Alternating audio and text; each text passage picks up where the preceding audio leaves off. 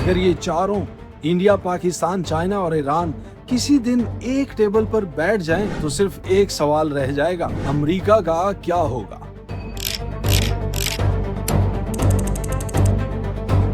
एक तरफ दुनिया की सबसे बड़ी पॉपुलेशन, दूसरी तरफ दुनिया का सबसे बड़ा मैन्युफैक्चरिंग हब, तीसरी तरफ दुनिया का ऑयल और गैस का गेटवे, और चौथी तरफ एक ऐसी आर्मी जिसके पास न्यूक्लियर वेपन्स हैं। लेकिन रुको, क्या ये सच में मुमकिन है या ये सिर्फ एक फैंटेसी है?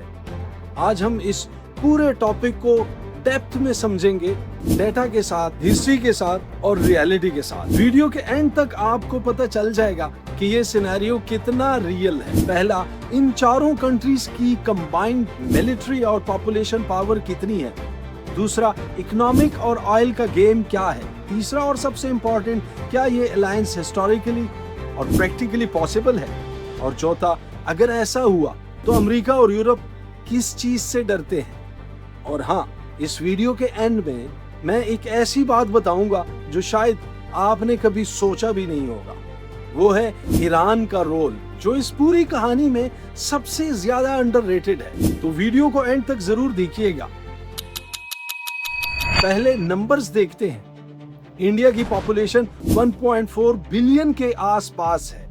चाइना भी 1.4 बिलियन के करीब है। पाकिस्तान की पॉपुलेशन 240 मिलियन के आसपास है और ईरान की पॉपुलेशन 90 मिलियन के आसपास है। मतलब अगर इन चारों को जोड़ दिया जाए, टोटल पॉपुलेशन का लगभग 40% हिस्सा इन चार ममालिक का है। अब जरा मिलिट्री साइड देखते हैं। चाइना के पास दुनिया की सबसे बड़ी स्टैंडिंग आर्मी है। इंडिया के पास दुनिया की दूसरी सबसे बड़ी आर्मी है। इंडिया, पाकिस्तान और चाइना तीनों के पास न्यूक्लियर वेपन्स हैं और ईरान, जो अभी तक ऑफिशियली न्यूक्लियर पावर नहीं है, उसकी मिसाइल कैपेसिटी और प्रॉक्सी नेटवर्क काफी स्ट्रांग माना जाता है। यानी अगर नंबर्स देखें, पॉपुलेशन, आर्मी साइज और न्यूक्लियर कैपेबिलिटी, तो ये एक ऐसा कॉम्बिनेशन बन जाता है जिससे दुनिया की कोई भी पावर इग्नोर नहीं कर सकती। लेकिन नंबर्स एक चीज है और रियलिटी दूसरी चीज। चाइना दुनिया का मैन्युफैक्चरिंग पावर हाउस है। इलेक्ट्रॉनिक्स से लेकर इंफ्रास्ट्रक्चर तक दुनिया का बड़ा हिस्सा चाइना से आता है। इंडिया सर्विसेज और आईटी सेक्टर में तेजी से आगे बढ़ रहा है और आने वाले सालों में दुनिया की तीसरी सबसे बड़ी इकोनॉमी बनने के रेस में है। पाकिस्तान का जियोग्राफिक लोकेशन स्ट्रेटेजिकली इंपॉर्टेंट है। सी पैक के थ्रू चाइना को सीधा अरेबियन सी तक पहुंच मिलती है, जो मिडिल ईस्ट और अफ्रीका तक ट्रेड रूट बना देता है। और ईरान स्ट्रेट ऑफ हॉर्मुज़ के बिल्कुल पास बैठा है, जहां से दुनिया का लगभग 20% ऑयल ट्रेड गुजरता है। अब सोचो, अगर ये चारों एक इकोनॉमिक ब्लॉक बना ले, तो ये सिर्फ एक मिलिट्री थ्रेट नहीं, बल्कि एक ट्रेड और एनर्जी अल्टरनेटिव भी बन सकता है, जो अभी तक अमेरिका और उसके अलाइज कंट्रोल करते हैं। यही वो चीज है जो वॉशिंगटन की नींदें उड़ा सकती है। इस पूरी डिस्कशन में सबसे ज्यादा अंडररेटेड अगर कोई है तो वो इंडिया और पाकिस्तान है। इंडिया की बात करें, दुनिया की सबसे बड़ी डेमोक्रेसी, दुनिया का फास्टेस्ट ग्रोइंग मेजर इकोनॉमी और एक ऐसी यंग पॉपुलेशन जिसकी एवरेज एज सिर्फ 28 साल है। ISRO जैसा स्पेस प्रोग्राम जो चंद्रयान 3 के थ्रू दुनिया का पहला देश बना, जो चांद के साउथ पोल पर लैंड हुआ। IT और स्टार्टअप इकोसिस्टम इतना स्ट्रांग हो चुका है कि सिलिकॉन वैली भी इंडिया के टैलेंट पर डिपेंड करती है।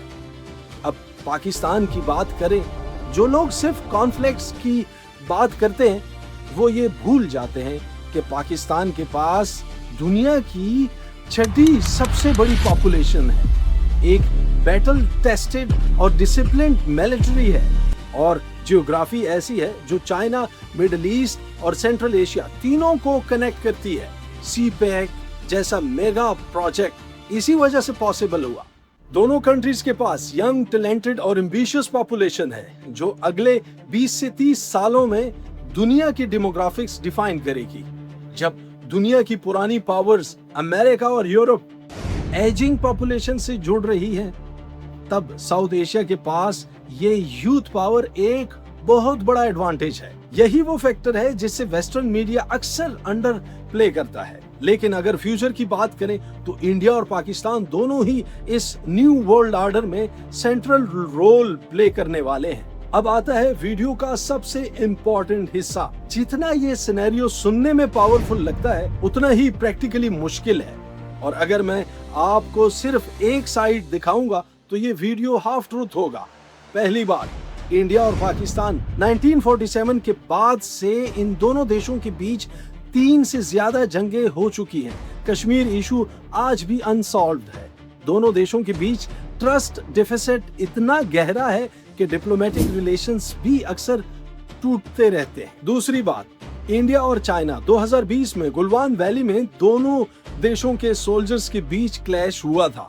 लाइन ऑफ एक्चुअल कंट्रोल पर टेंशन आज भी है। दोनों इकोनॉमिकली कनेक्टेड जरूर हैं, लेकिन स्ट्रेटेजिकली एक दूसरे को राइवल मानते हैं। तीसरी बात, पाकिस्तान और ईरान के भी बॉर्डर्स टेंशंस रहे हैं। तो जब इन कंट्रीज के बीच इतनी डीप रूटेड राइवलरीज हैं, तो एक फॉर्मल मिलिट्री या पॉलिटिकल अलायंस बनना जहां सब एक साथ अमेरिका के अगेंस्ट खड़े हो जाएं, तो ये सिनेरियो अभी के हालात में बहुत ही अनलाइकली माना जाता है। ये वीडियो इसलिए नहीं बना रहा कि मैं आपको ये बता दूं कि अलायंस कल ही बन जाएगा। ये वीडियो मैं इसलिए बना रहा हूं ताकि हम समझें कि अगर हाइपोथेटिकली ऐसा हो तो दुनिया पर क्या असर पड़ेगा। चलिए एक मिनट के लिए मान लेते हैं कि सर्कमस्टांसेस बदलते हैं। जैसे अगर अमेरिका का प्रेशर इतना बढ़ जाए कि ये सब कंट्रीज अपनी इंडिविजुअल राइवलरीज को साइड में रखकर टेम्परेरीली एक कॉमन ग्राउंड पर आ जाएं, जैसे कभी कभी हिस्ट्री में एनिमी ऑफ माय एनिमी वाले लॉजिक से होता है। उस सिनेरियो में ग्लोबल ऑयल मार्केट का कंट्रोल शिफ्ट हो सकता है। डॉलर बेस्ड ट्रेड सिस्टम को अल्टरनेटिव मिल सकता है। अमेरिका को अपनी मिडिल ईस्ट और एशिया पॉलिसी दोबारा सोचनी पड़ सकती है। लेकिन ये सब अगर पर बेस्ड है और हिस्ट्री बताती है कि ऐसे अलायंसेस बहुत फ्रेजाइल यानी नाजुक होते हैं। जैसे 1955 का बगदाद पैक्ट, सीटो जैसे एग्जाम्पल जो ज्यादा देर तक नहीं चल पाए थे। और अब वो बात जो मैंने शुरू में प्रॉमिस की थी, ईरान इस पूरी कहानी में सबसे ज्यादा अंडररेटेड प्लेयर है, क्योंकि ईरान के पास ना सिर्फ जियोग्राफी है, उसका प्रॉक्सी इन्फ्लुएंस भी है जो डायरेक्टली अमेरिका के इंटरेस्ट से टकरा सकता है। यही वो फैक्टर है जो इस पूरी इक्वेशन को अनप्रेडिक्टेबल बनाता है।